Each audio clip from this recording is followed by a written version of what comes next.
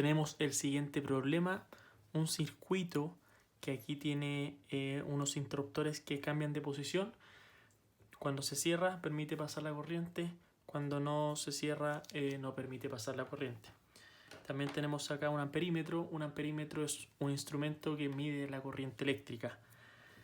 Entonces el enunciado dice: en el siguiente circuito el amperímetro A registra una corriente I, o sea, registra una corriente I, es decir, por este tramo pasa una corriente I, cuando ambos interruptores están abiertos y cuando ambos interruptores están cerrados, es decir, cuando están en esa posición de ahí.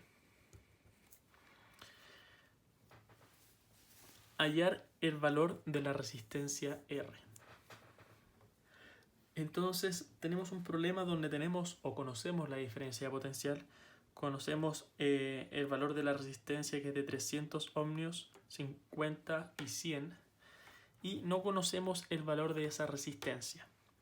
Entonces, si nosotros no nos dijeran esa condición de que el amperímetro registra la misma corriente para cuando están los dos abiertos y cuando están los dos cerrados, se nos sería o se nos hace imposible determinar la resistencia R.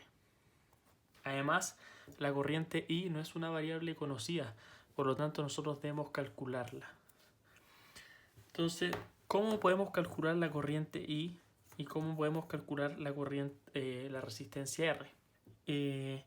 Pongámonos en ambos casos.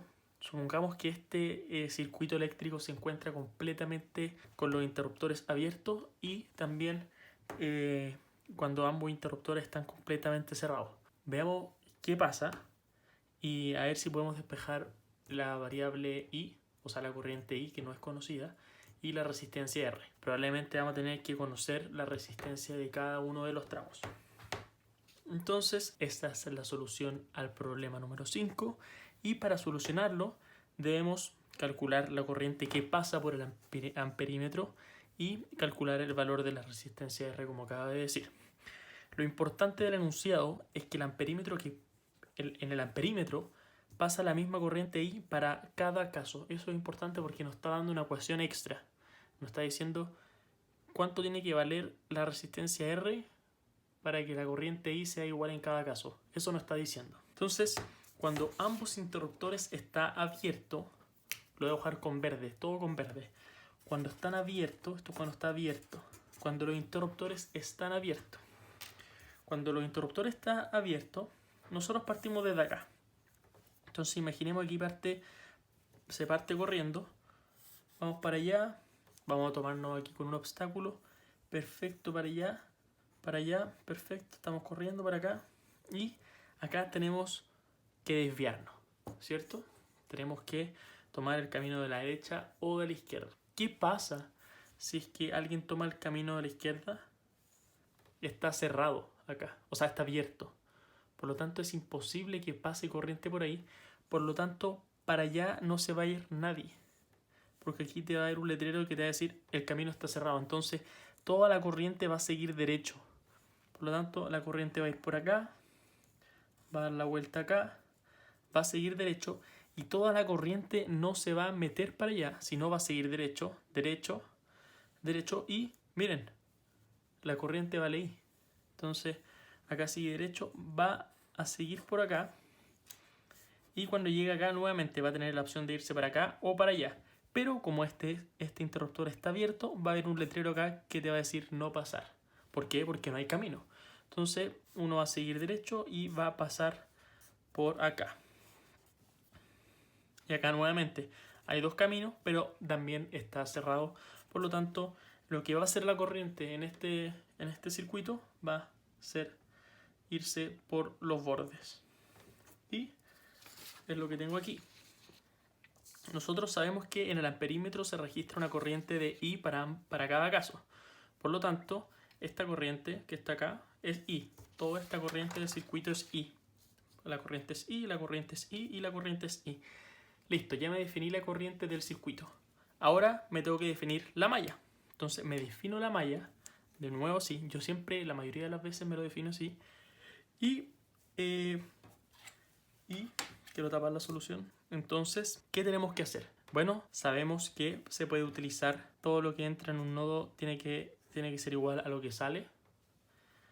Y esta ecuación prácticamente no la podemos utilizar porque solamente tenemos una corriente, entonces no se usa para cada nodo en realidad.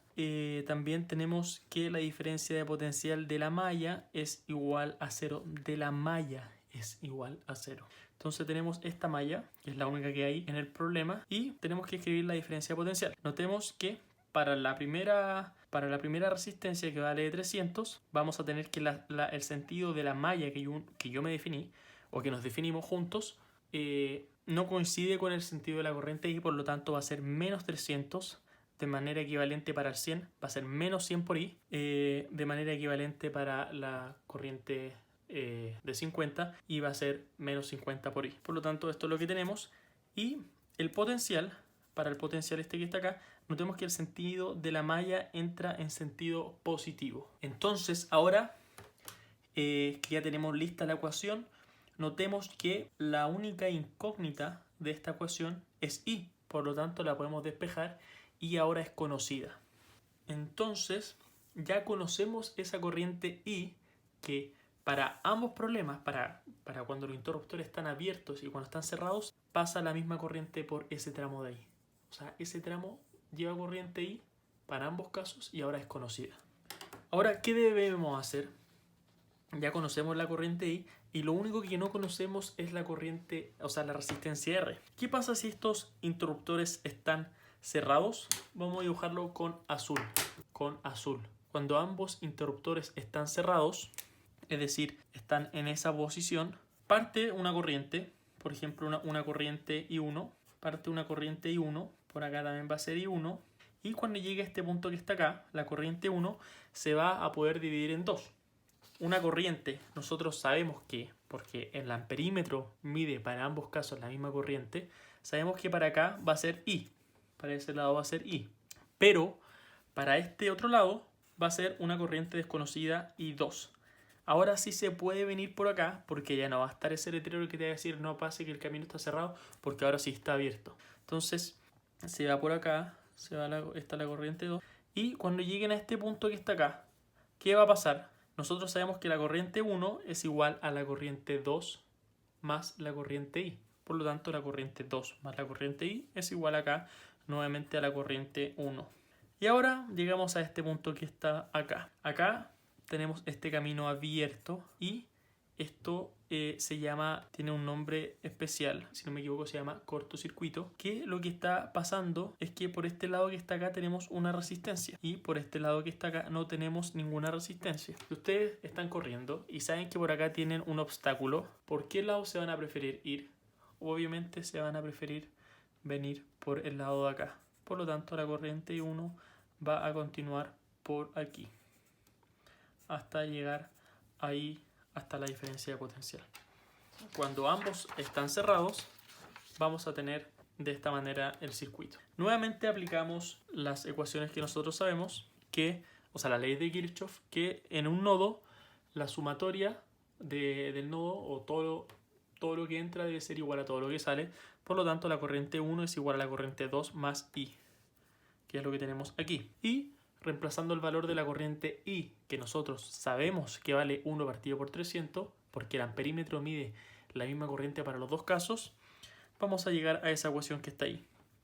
Recordemos que I lo calculamos cuando ambos interruptores se encontraban abiertos. Entonces lo reemplazamos. Ahora aplicamos la condición de la malla. De la diferencia potencial en una malla debe ser igual a 0. Por lo tanto, ¿qué mallas tenemos acá en el problema? Tenemos hartas mallas. La primera malla corresponde a irnos por aquí, partimos, irnos por aquí, por aquí, por aquí y por aquí. Una malla cerrada, perfecto.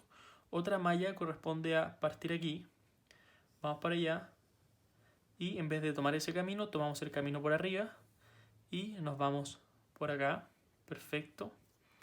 Y otra malla sería esta que está aquí.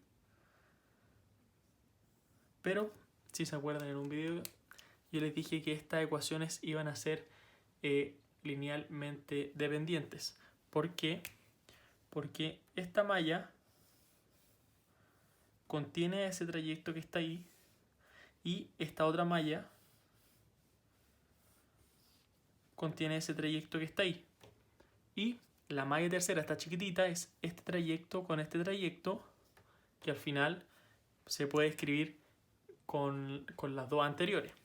Entonces, estas son las mallas. La malla 1, que corresponde a esa malla. La malla número 2, que corresponde a la malla chiquitita que está aquí. Y la malla 3, que corresponde a la malla grande. Entonces, ahí tenemos las tres mallas. De esta malla que está acá, le definimos el sentido de la malla para esta malla igual y para esta malla igual. Entonces tenemos que para esta malla tenemos primero la resistencia. La resistencia R no tiene la corriente no tiene el mismo sentido que yo me definí la malla, por lo tanto es menos I2 por R. Menos I2 por R. Para la resistencia de 300 tampoco la corriente coincide con el sentido de la malla, por lo tanto es menos 300 por I. ¿Y con qué signo entra a la diferencia potencial el sentido de la malla? Con positivo. Con positivo. Por lo tanto tenemos esta ecuación y reescribiéndola llegamos a esta ecuación que está aquí. Para la malla 2, la corriente I no tiene el mismo sentido que el sentido de la malla, y la corriente 2 sí lo tiene, por lo tanto es menos I por 100 más I2 por R. Menos porque el sentido de la corriente no coincide con el sentido de la malla, y acá positivo porque el signo de la malla sí coincide con el sentido de la corriente. Nota, podríamos elegir una tercera malla, lo que le estaba explicando, sin embargo, esta sería linealmente dependiente de la ecuación 2 y 3. Es decir, se podría escribir en combinación lineal de las ecuaciones 2 y 3. Está la malla número 3 y de nuevo la resistencia de 300, ese sentido no coincide con ese, por lo tanto es negativo. Este que está acá tampoco, la resistencia de 100, la corriente y el sentido de la malla no coinciden con el sentido, por lo tanto ambos son negativos, pero como el sentido de la corriente va con el más, es positivo. Ahí ustedes ya saben a lo que me refiero, por eso lo expliqué más o menos rápido. Y tenemos esta ecuación. Notemos que, para demostrarle que son linealmente dependientes, que restar la ecuación 2 con la ecuación 3, obtenemos la ecuación 4, que es exactamente esta misma que está acá, pero estos dos términos pasados hacia el otro lado. Yo, para resolver este problema, voy a utilizar la ecuación 2,